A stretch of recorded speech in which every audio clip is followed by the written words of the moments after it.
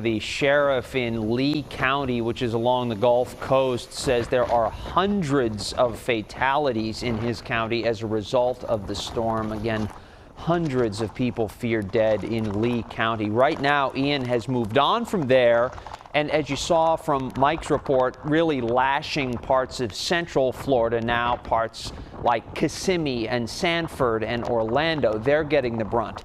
Soon, Ian is predicted to move out into the Atlantic before tormenting other parts of the southeast. Whoa! This morning, Tropical Storm Ian continues cutting a path of destruction across Florida as it slices northeast. The storm came ashore on the mainland near Fort Myers yesterday afternoon just after 3 as a Category 4 hurricane with winds of up to 150 miles an hour. Governor Ron DeSantis described it in historic terms. It's one of the top 5 hurricanes to ever hit the Florida peninsula. So that damage is ongoing. Relentless winds folded palm trees practically in half. In Punta Gorda, part of a downed tree flying down the street knocked Weather Channel meteorologist Jim Cantori right off his feet. Cars and other heavy debris floated through floodwaters like inflatable pool toys. Marooned drivers had to be rescued. Good Samaritans plucked this man who was trapped in Bonita Springs. And a firefighter in Naples shattered a window to reach a woman who had to be pulled from her car. While it will take some time to assess all the damage, Ian's viciousness is already apparent. That's our pool. That's our deck. That was my house. My house is gone. More than 2 million people lost electricity in the storm.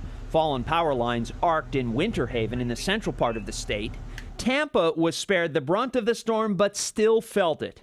Traffic lights swayed and then crashed to the ground, shattering in dozens of pieces there. Life is on pause, with seemingly everyone in Florida at Ian's mercy. There's no way out of Florida at the moment, and I'll probably stay here at the airport for the next 2 days and then make my way back to Sarasota.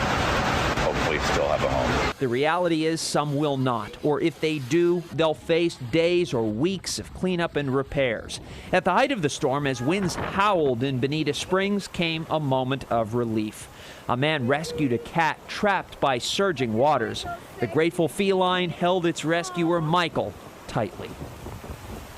This afternoon, President Joe Biden is set to visit FEMA headquarters to get briefed on Ian's impacts as well as the ongoing federal response. But again, the sad update at this hour, the sheriff in Lee County in the southwestern part of Florida, right along the Gulf Coast, says there are hundreds of fatalities in his county.